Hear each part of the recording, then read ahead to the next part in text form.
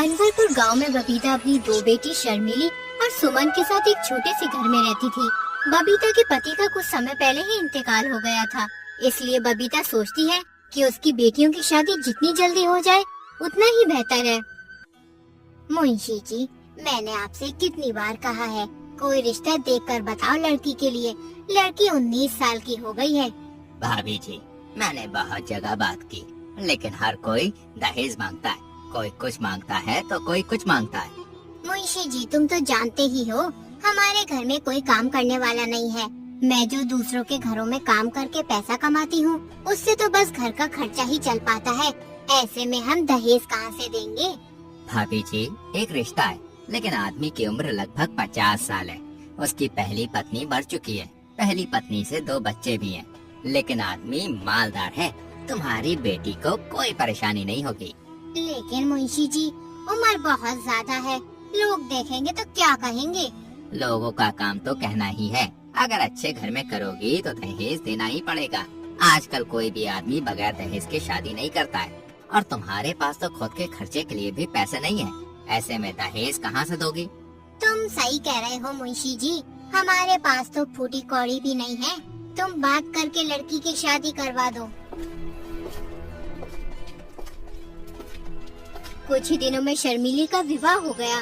जिस आदमी से विवाह हुआ था उसका नाम था अशोक। अशोक एक सरकारी कर्मचारी था। अशोक के 2 लड़के थे, आकाश और सुमित, और एक विधवा बहन भी थी जो घर की मालकिन थी। उनका नाम रूपाली था। आकाश, अपनी माँ के लिए बाजार से कुछ ठंडी चीजें ले आ, गर्मी बहुत हो रही है। उतने में ही अशोक आ जाता है। उसके हाथ में कुछ सामान था।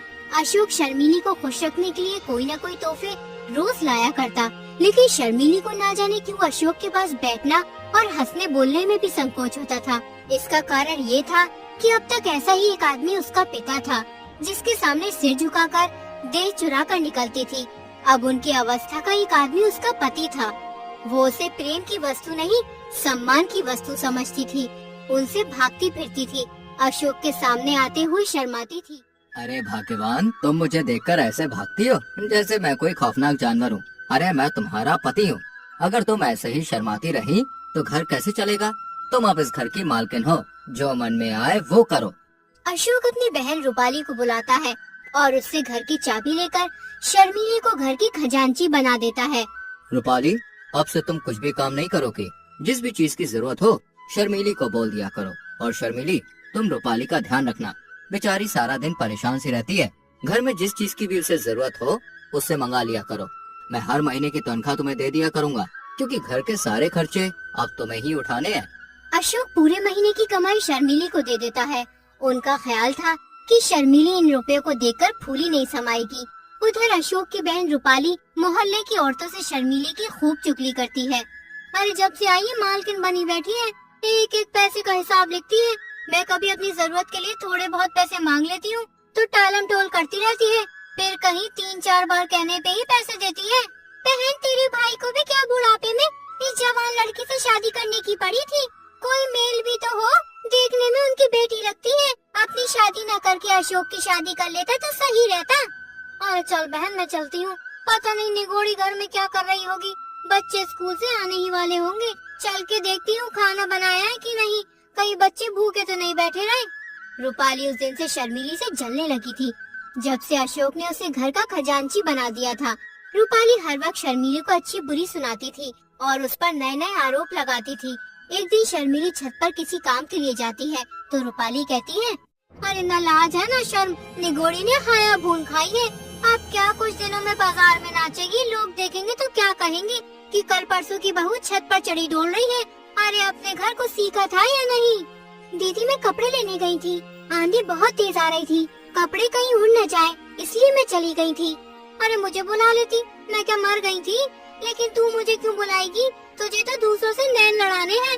घर का सारा काम यूं ही पड़ा है, बच्चे स्कूल से आने ही वाले होंगे, उनके लिए खाना पकाया है कि नहीं? सुबह से कपड़े ही धो रही थी, बस अभी फारिग हुई हूँ, अब खाना ही बनाने जा रही थी। अरे 2 जोड़ी कपड़े धोने में सुबह से दोपहर कर देती है, किसी बात की कोई फिक्र ही नहीं है। न बच्चों की फिक्र है न अशोक की, खुद तो पूरे दिन खाती ही रहती है और बच्चों को भूखा रखती है।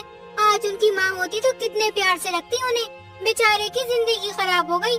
पहले पैसे मेरे हाथ में रहते थे तो बच्चों को थोड़े बहुत पैसे दे दिया करती थी, लेकिन जब से अशोक ने पैसे तुझे देना शुरू किए हैं, तब से तूने बच्चों को 1 रुपए भी नहीं दिए हैं। बिना माँ के बच्चों को कौन पूछे।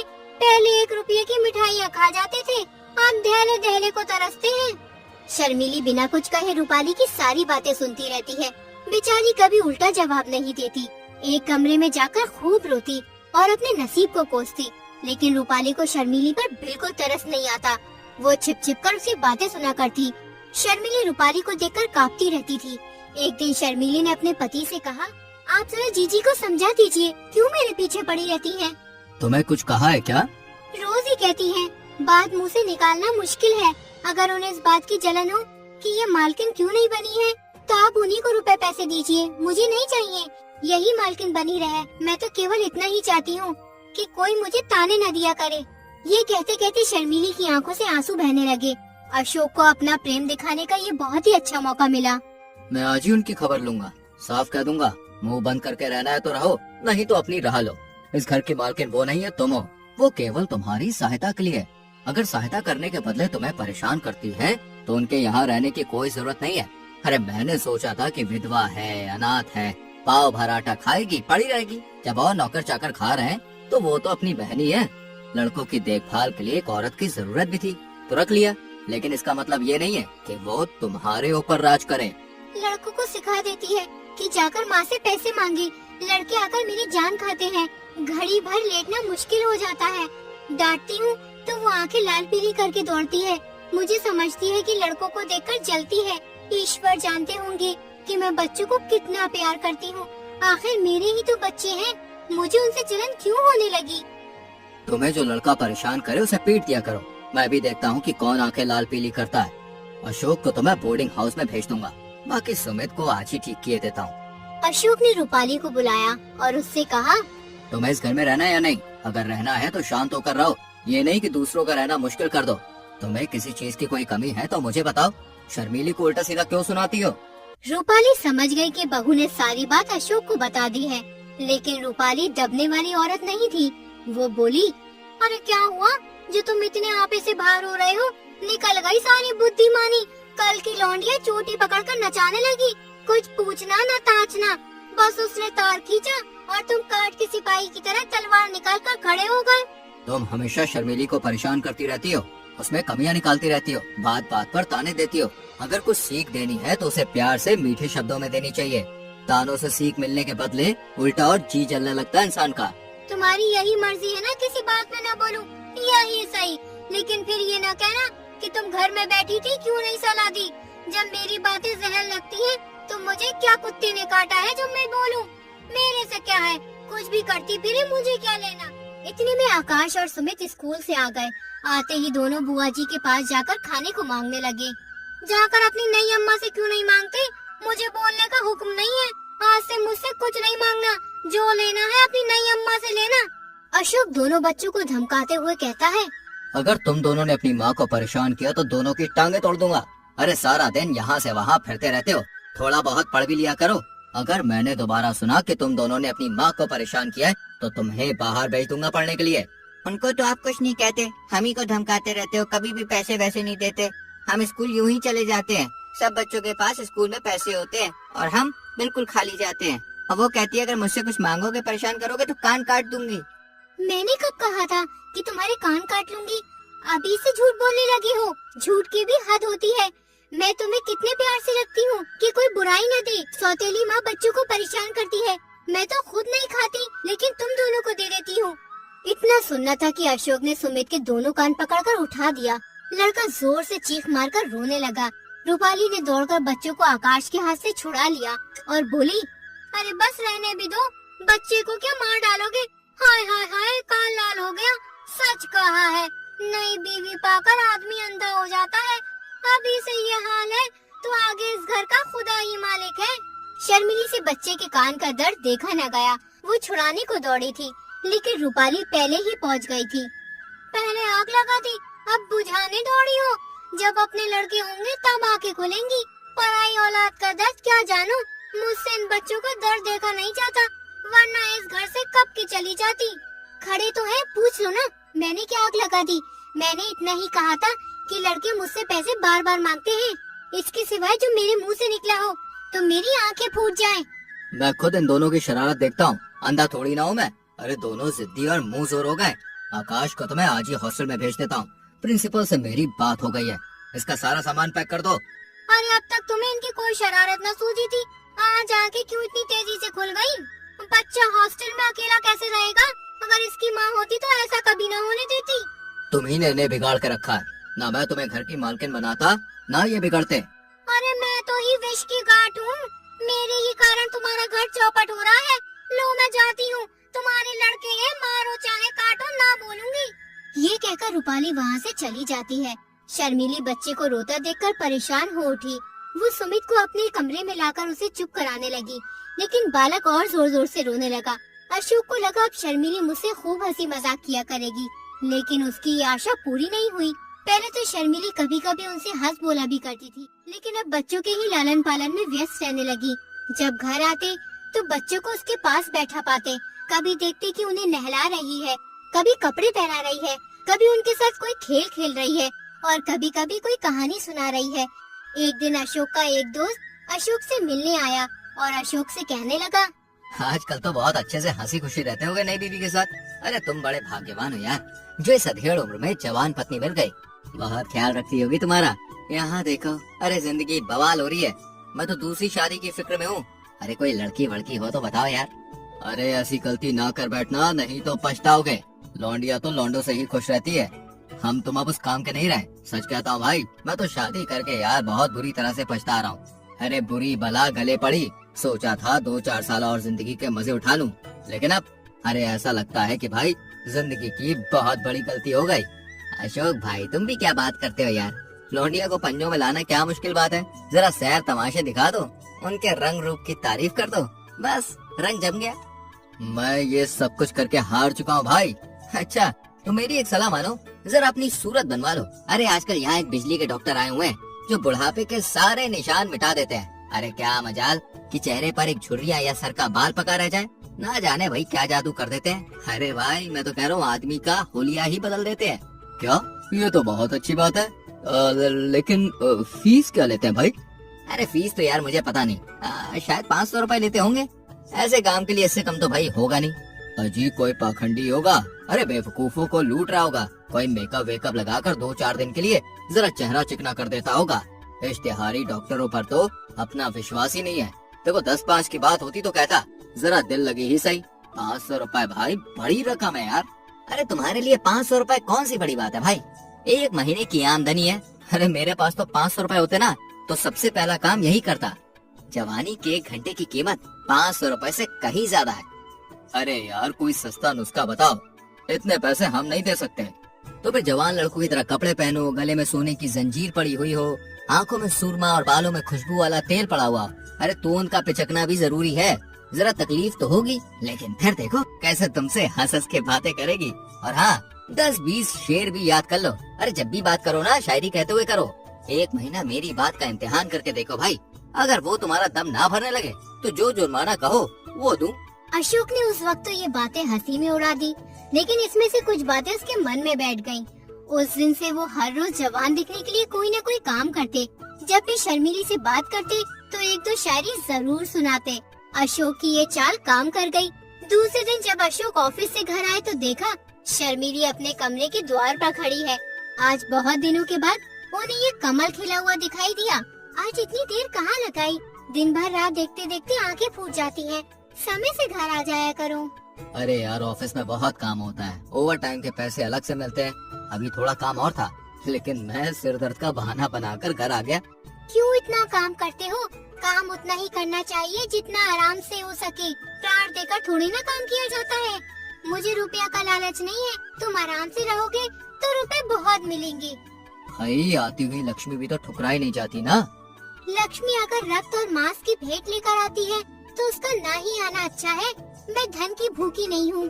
इस वक्त आकाश स्कूल से लौटा और बोला, अम्मा जी कुछ खाने को दे दीजिए। शर्मिली ने एक प्लेट में खाना लाकर आकाश को दे दिया। आकाश खाना लेकर चला गया। पहले तो घर में आते ही नहीं थे, मुझसे बोलते में भी शर्माते थे। किसी चीज की जरूरत होती तो बाहर से ही मंगवाने के लिए भेजते। जब से मैंने बुलाकर कहा तब से आने लगे हैं। अशोक को आकाश पर संदेह हुआ और खुद चिढ़कर बोला, ये तुम्हारे पास खाने पीने की चीजें मांगने क्यों आता है? इसे यहाँ आने मत दिया करो, दीदी के हाथ भिजवा दिया करो। शर्मिली ने ये बात प्रशंसा पाने के लिए लोभ में कही थी। वो ये दिखाना चाहती थी कि मैं तुम्हारे लड़कों को कितना चाहती हूँ। ये कोई बनावटी प्रेम न था, उसे लड़कों से सचमुच प्यार था। लेकिन शर्मिली का ये वार उल्टा पड़ गया। अशोक आकाश पर शक करने लगा। वो उसे शर्मिली से दूर रखना चाहता था। इसलिए अशोक ने कहा, देखो मैं चाहता हूँ कि कल से तुम स्कूल में ही रहा करो। मैं मास्टर जी से कहकर तुम्हारा इंतजाम करवा दूंगा। मुझे वहाँ रहने में कोई आपत्ति नहीं है, जब से कहिए मैं चला जाऊंगा। आकाश उदास होकर अपनी बुआ के पास जाकर बोला, बापूजी ने मुझे कल से स्कूल में रहने को कहा है। कह रहे थे कि तू यहाँ आवाराओं की तरह इधर उधर फिरता रहता है, स्कूल में रहेगा तो आवारागर्दी से बचूंगा मैं। आकाश एक होनहार लड़का था। ये बात अशोक भी जानता था, लेकिन उसे शर्मिली से दूर रखना चाहता था, इसलिए उसे स्कूल भेज रहा था। फिर रूपाली बोली, ये तुम्हारी नई अम्मा का करा धरा है, उसी ने कहा होगा। नहीं बुआ जी, मुझे उन पर कोई शक नहीं है। वो बेचारी भूल से भी कभी कुछ नहीं कहती। तू ये तिरिया चरित्र क्या जाने, ये उसी की लगाई हुई आग है। देख मैं अभी जाकर पूछती हूँ। रूपाली झल्लाई हुई शर्मिली के पास जा पहुँची। उसे आड़े हाथ लेने का, कांटों में घसीटने का, तानों से छेड़ने का, रुलाने का सुअवसर वह हाथ से जाने नहीं देती थी। शर्मिली उनका आदर करती थी, उनसे दबती थी, उनकी बातों का जवाब न देती थी।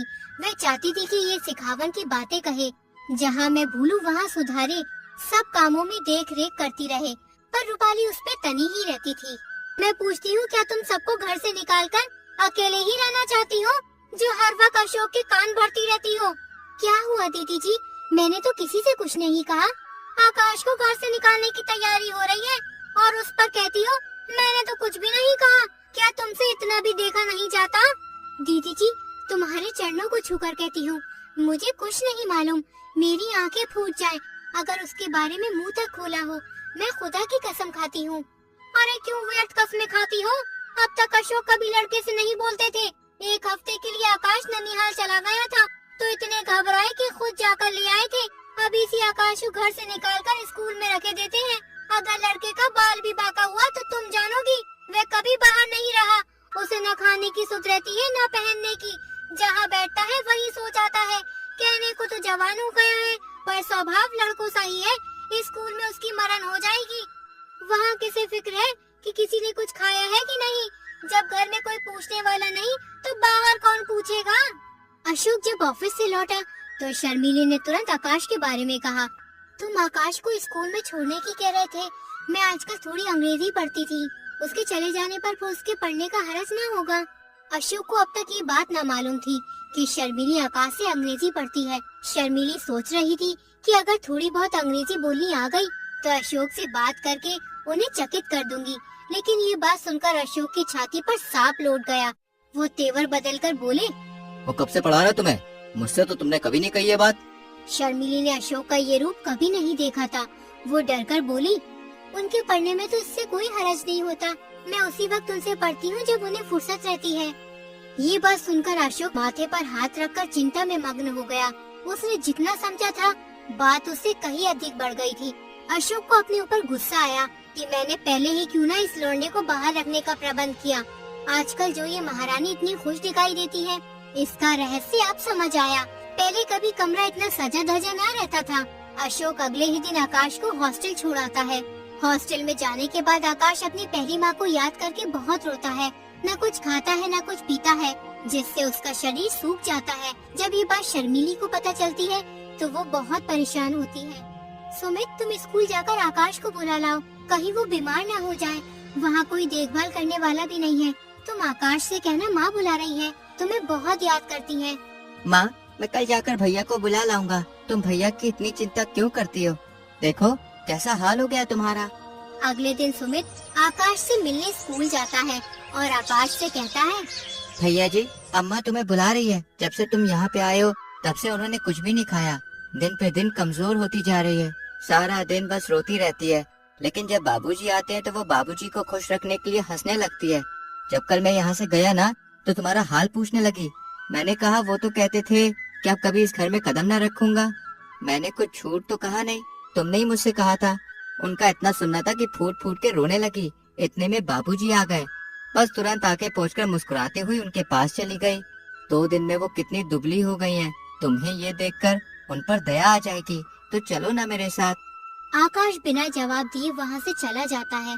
अब वो समझ जाता है और खुद से ही कहने लगता है, आज तक किसी पिता ने अपने पुत्र पर इतना निर्दयी कलंक ना लगाया होगा।